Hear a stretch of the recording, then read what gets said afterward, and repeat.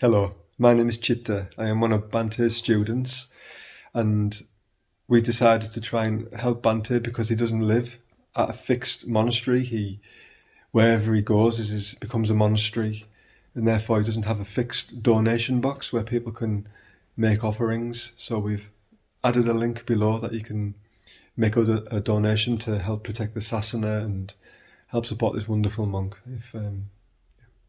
if you feel that way inclined. Thank you. Be well.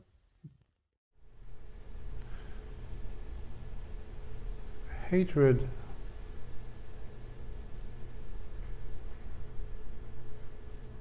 just like any other strong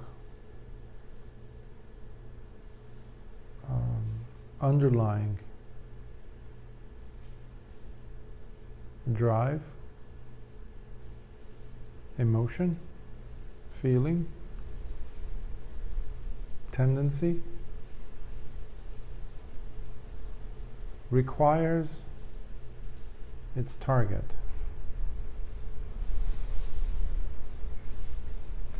Somewhere for it to land.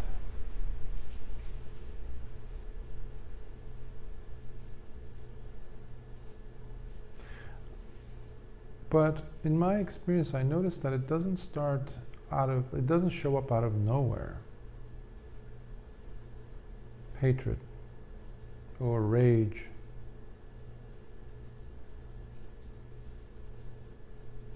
Oftentimes we forget to consider the tiny little incidents, the small, almost insignificant triggers of irritation. When something doesn't go as planned, when something doesn't turn out to be as you wanted it to be. Let's say you're waiting for a certain letter, a package to be, in your hands to arrive, and it's getting, it's late. You wanted it today and it didn't arrive, but that's when you wanted it to arrive. It didn't though. Maybe it'll show up tomorrow afternoon or tomorrow morning, but that's not what you wanted. You wanted it today. And now the day's over and, it could be something like that. It could be a certain outcome you wanted from, a certain interaction. A response that you anticipated, but it never was shown to you. In fact, it was the opposite that you were shown. Let's say you prepare something for someone to eat, and you place it in front of them, and they try to taste it, but they're not all there because they're too lost in their own thoughts, so they don't appreciate what you spent a few hours doing, preparing for them. Or they might not like it even. It could be simple things like that. Simple, but very significant at that time. However, we tell ourselves, well, I'm not supposed to be so upset over this. Or a piece of, something new that you hear about, the news, that doesn't agree with your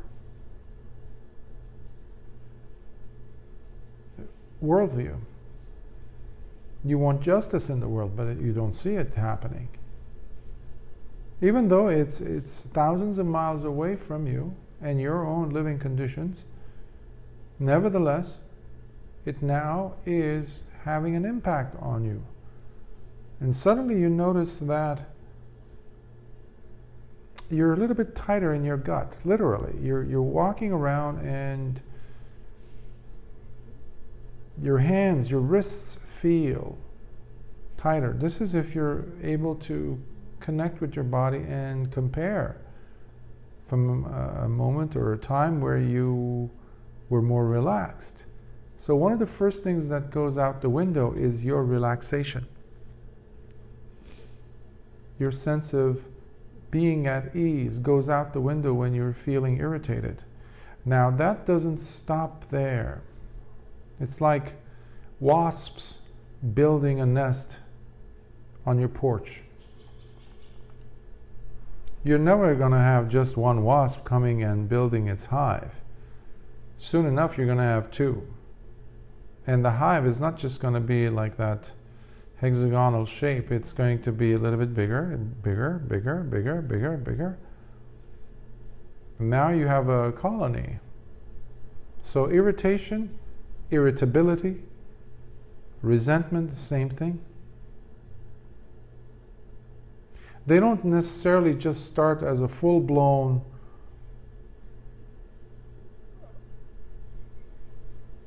torrent of this avalanche of emotions that are like a volcano erupting in your face and in the faces of other people around you, because people have to live with us, around us. So what do we do with that? What happens with all that irritation and resentment and frustration and hatred and anger and now rage? It needs an object. We are, each of us, a collection of bags of stories. Fancy word for that would be narratives, scenarios. That's where our memories come in.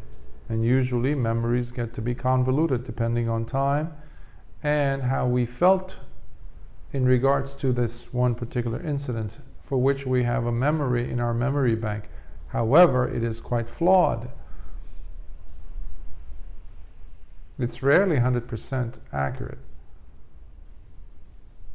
Nevertheless, we can base our whole entire life, our whole entire future on that, and definitely our interactions with people. So here we have now developed a new tendency.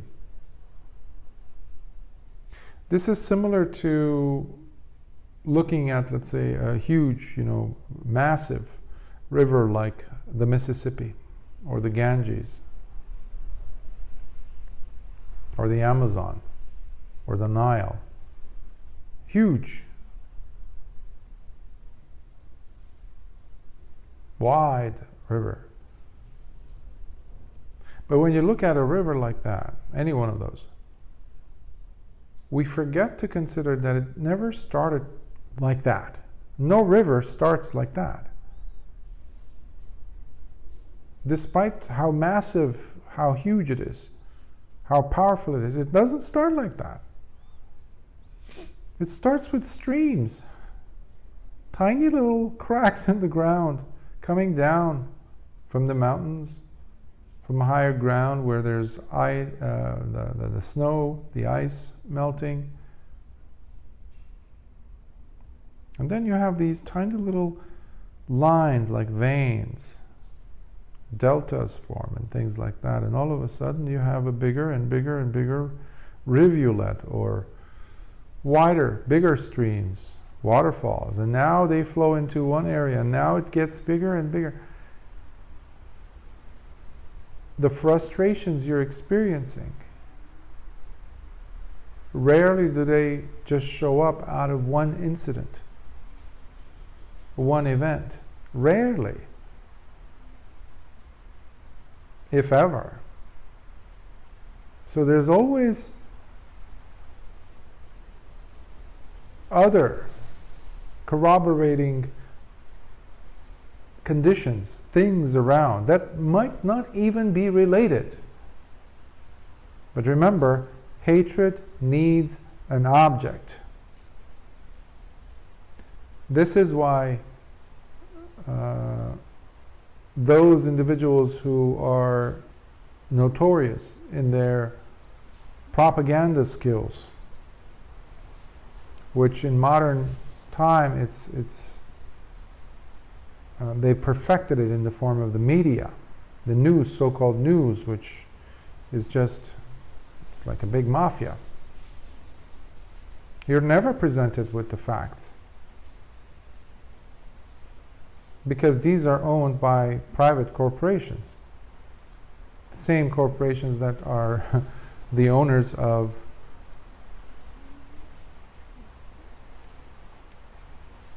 other corporations that sell weapons, that kill people.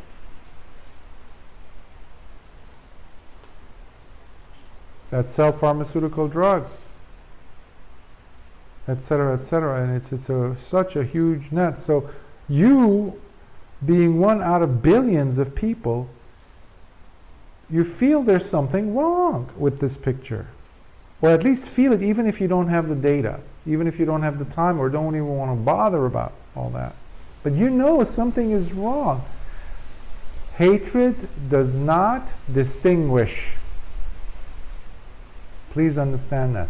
Hatred, resentment does not distinguish between this person or that.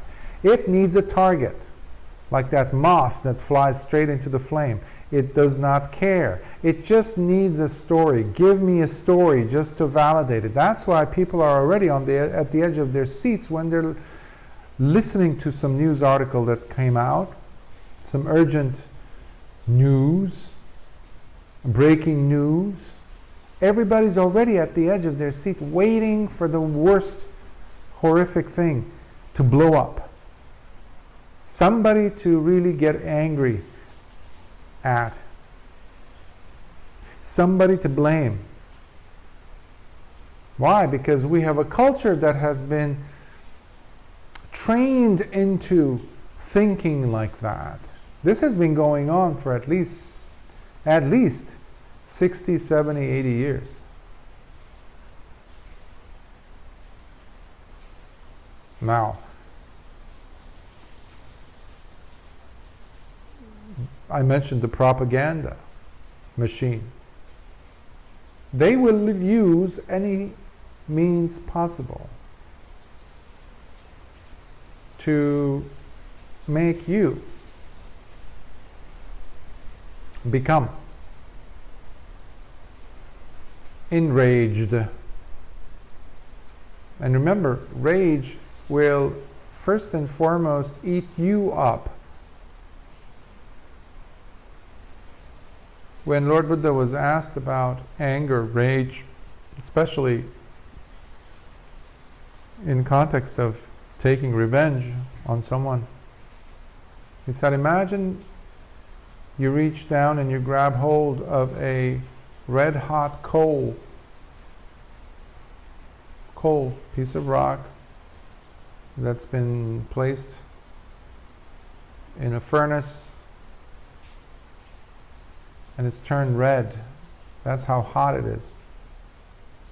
It's been burning, it's been in that furnace for hours, days, and you reach over and you grab hold of it, lift it up with the intention of tossing it at the person whom you consider to be the object of your hatred, the one who, quote unquote, deserves to be taught a lesson,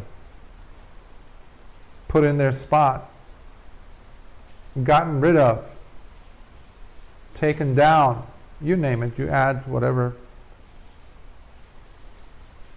So you toss it at that person. You shoot this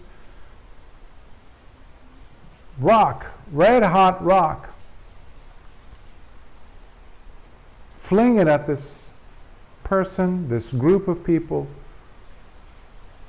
And Lord Buddha asked the person who was trying to get Lord Buddha to agree with his position that, yeah, sometimes there's exceptions where you need to give him a piece of your mind, you need to take him down, you need to take him out, you need to da da da da da. So Lord Buddha asks him a question. Who gets hurt? And the man says, well, if I hit him, he will get hurt. That person. If, underline, let's stop at if. You might hit the target. This person, let's say they deserve it 100%. They deserve some justice, etc. Okay, let's give you that. But you might hit, but there's a bigger chance you might miss the target.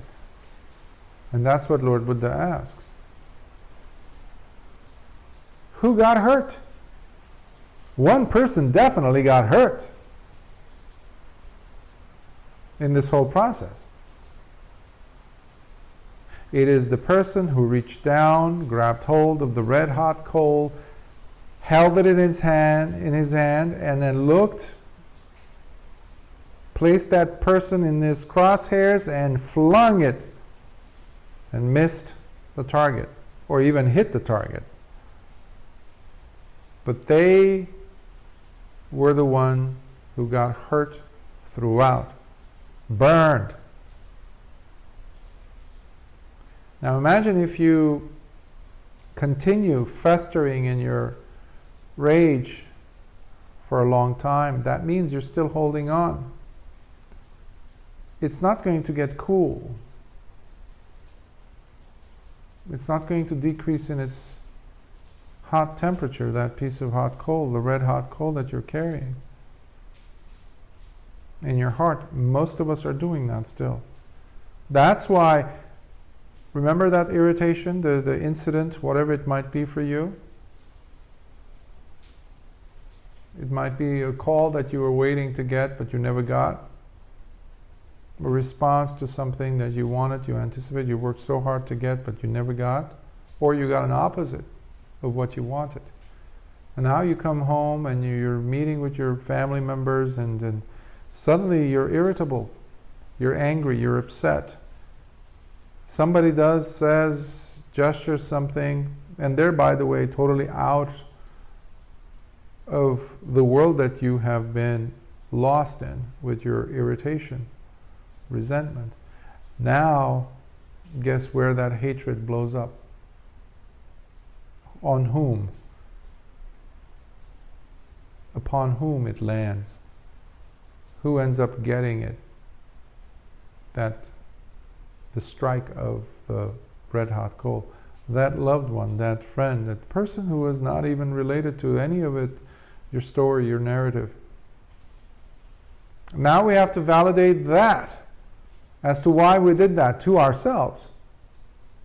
Eventually we might say, depending on the person's relationship to us, we might apologize.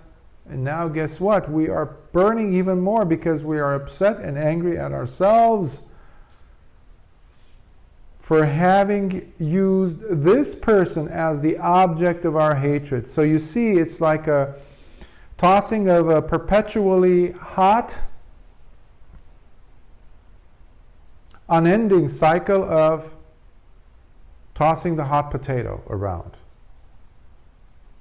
Imagine you have a big, hot potato that's taken out of the oven and it's hot. You don't have any mittens, you don't have any gloves to protect yourself, so it lands in your lap, in between your hands, and you now toss it to someone else. Well, they're not going to hold it. They're going to toss it to someone else or back to you. And this goes on forever. Now your anger is someone else's anger.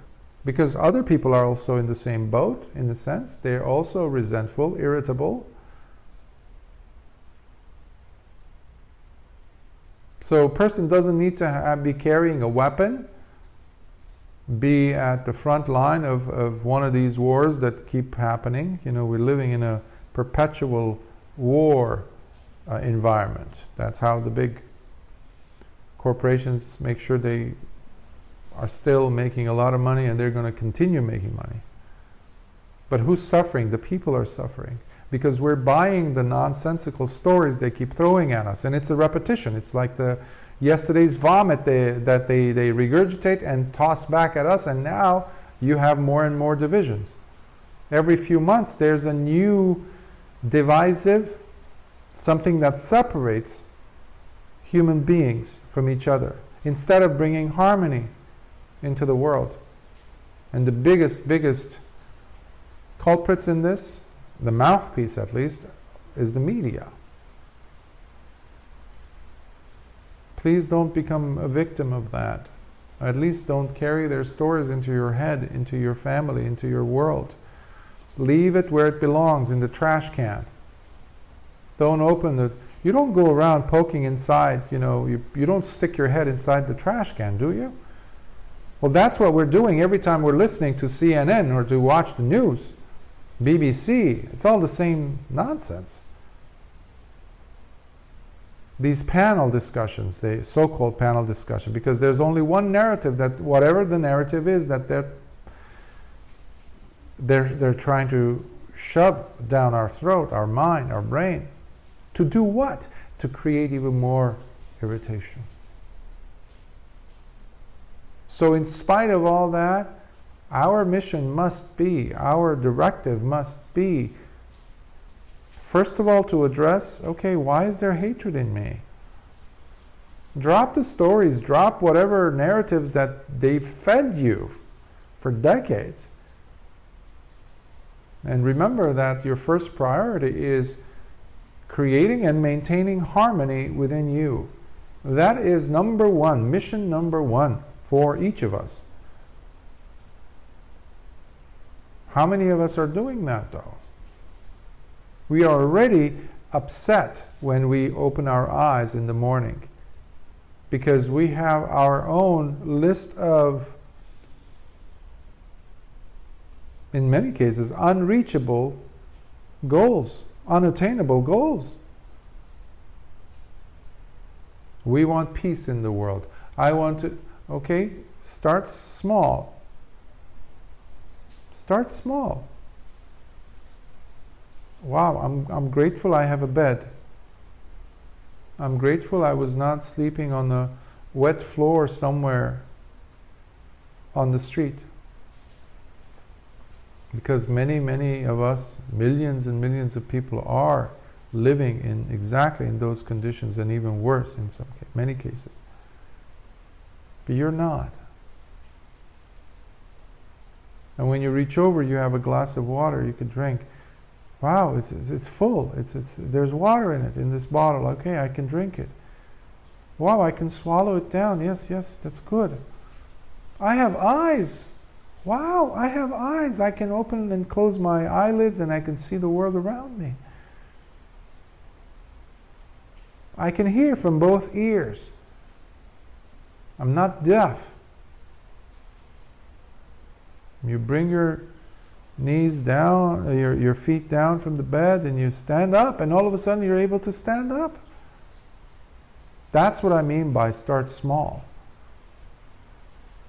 Look in the mirror and smile to yourself and say, despite whatever's happening, I am so happy that you're with me. This is you talking to you. Thank you for pulling me out of so many different and difficult situations, and you're still here. You've helped me continue on this difficult journey on this planet at this difficult time. Thank you for still maintaining some sanity.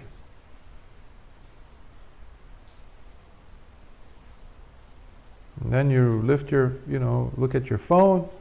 Don't look at the news. Don't look at your Facebook feed and whatever. Or Instagram or whatever there are now, apps.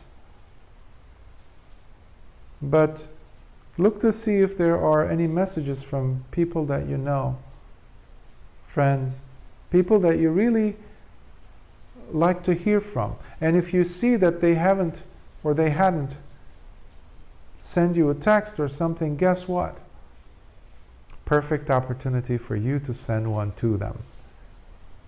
Can you make them smile? Can you give them some of the joy that you're adding drop by drop into your bucket of positive emotions in your heart? Can you share some of that? Believe me, that's going to come back to you in 100,000-fold. So generosity is something. It starts from you. to you, and then you start spreading it out. Before we talk about lofty things, we need to do it, we need to manifest it ourselves. It doesn't take a miracle. It doesn't need the stars to align in a certain way for you to be happy. No, it's your choice. You pick up the phone and you say, okay, who should I send this message to? How about few people? Well, they don't know each other. That's fine. Send them a text. Say, or even better, a voice message. I like that even more. Saying, despite whatever the state of the world is, despite whatever's going on, and despite the fact that I feel I have zero control over the state of affairs in the world, I'm so grateful that I live on this planet at a time where you exist. My feet now are touching the same earth as yours. And what a gift that is. Thank you for your friendship. Thank you for being alive. Thank you for being in my life. And hit send. You just raised the frequency of this planet. You just raised the quality of life on the face of this earth. You did. Out of 8 billion or so people, you did bring joy and happiness. And it will spread, I guarantee it. This is one way that you can take charge of your life instead of being like an automaton or like a robot that just follows the algorithm of hatred that they keep infusing. So come out of the matrix, if you will, if you want to use that term. But it takes effort. It took effort for you to say, I'm grateful that I'm waking up. I'm grateful that I have a roof over my head. I'm grateful that I have this, well, I can have a breakfast, or I can have this cup of water. I have a phone and it has still a plan. I can still make calls with it. And I have friends on the other side. Okay, let me send all these things. So it doesn't have to be only a situation where you reach down, grab hold of a red hot coal and toss it at someone. No, it also has its opposite, like you just saw, with the text message or the voice message that you sent or the phone call you made to this friend. That's even better. Live, you speak to them. You could say, I just want to say a few words. Please listen. And you open your heart to them. You say, even though we're living in an uncertain time and every day there's something happening that's dragging us down, but I feel like I need to tell you, I love you. I appreciate you. Thank you for your friendship. You're creating positive conditions for me to feel alive. And you're saying this to another human being who's also struggling, who also has to deal with irritation, resentments. This is working at the grassroots level, if you want to call it that. This is where peace happens. Peace doesn't happen because some religious person over there, somewhere in India or the Vatican or somewhere, and stands up and in front of thousands of people and says something lofty, or let there be peace and harmony between people. Yes, let's have compassion. All that ultimately are just words. Words that mean nothing without action. Nothing without action. And here you are, you're actually doing. Peace is not a noun, just like love. It's not a noun. It's action. But you need to create that in you. Because hatred is also an action. That's also not a noun because it's like fury filled, volcanic, terrible power that it possesses. So instead of fanning that flame, cool yourself down within the cooling waters of appreciation, of gratitude. Those two things. Appreciate the fact that you have toes. Ever seen someone who doesn't have toes? Who struggles to walk? Someone who doesn't have legs? Who has to walk with canes and things, crutches, wheelchair? Someone who doesn't have eyes? Well, if you have these things, you already are blessed. And if you don't have eyes, but you have the mind, you have the awareness to still navigate in life, that's still wonderful. Because it's all about appreciation. Life equals appreciation. And that's why so many of us are not living. Because we don't appreciate life. We're living as dead beings, going through the motions. So make yourself the object of love and appreciation, versus looking for an object for your hatred outside of you or even within you.